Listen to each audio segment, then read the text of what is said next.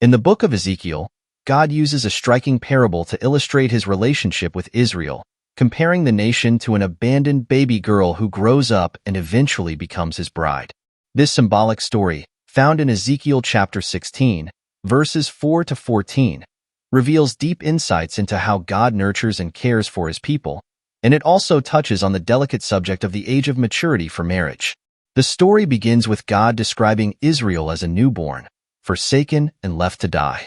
On the day you were born, your cord was not cut, nor were you washed with water to make you clean. Ezekiel 16 verse 4. The child was despised and abandoned, but God, in his great mercy, took pity on her. He passed by and saw her, kicking about in her blood, and declared, "Live." Ezekiel 16 verse 6. From that moment, God began to care for this baby, watching her grow and develop. As the girl matured, something significant happened. She reached the age where she was physically ready for love and marriage. God says, "You grew up and developed and became the most beautiful of jewels. Your breasts were formed, and your hair grew." Ezekiel 16 verses 7 to 8. The mention of breasts and hair is a clear sign of puberty, an indication that the girl had reached the stage of life where marriage was culturally appropriate. This detail is important because it tells us when, according to the Bible, a girl becomes eligible for marriage. It wasn't when she was still a child, but only after she had matured physically, symbolized by her reaching puberty. God then says, "When I looked at you and saw that you were old enough for love, I spread the corner of my garment over you and covered your nakedness. I gave you my solemn oath and entered into a covenant with you, and you became mine." Ezekiel 16 verse 8. In ancient times, spreading one's garment over someone was a symbolic act of marriage, as also seen in the story of Ruth and Boaz, Ruth 3 verse 9. This parable illustrates not just physical maturity, but also spiritual readiness. God waited until Israel had grown and matured before entering into a covenant relationship, much like how he waits for us to mature in our faith before we are fully ready to enter into a deeper relationship with him. The Bible provides several other references to this idea.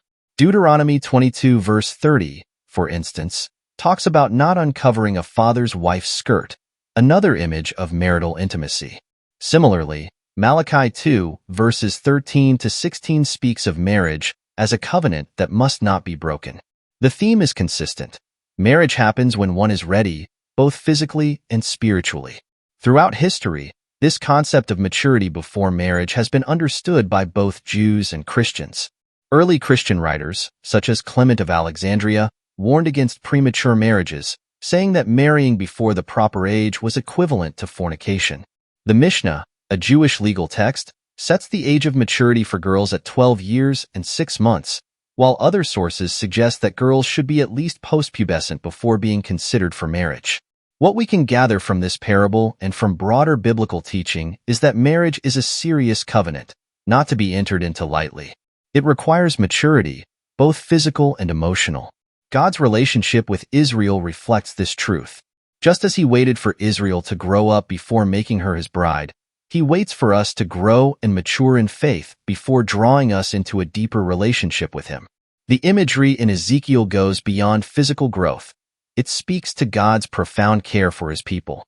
He finds us when we are abandoned, vulnerable, and helpless. He nurtures us, clothes us, and eventually, when we are ready, he makes us his own.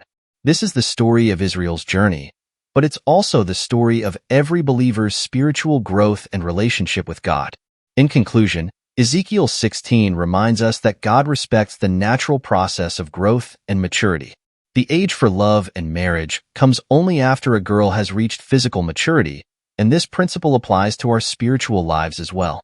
Just as God nurtured Israel and waited for her to be ready for the covenant of marriage, he nurtures us, waiting for the moment when we are ready to enter into a covenant with him.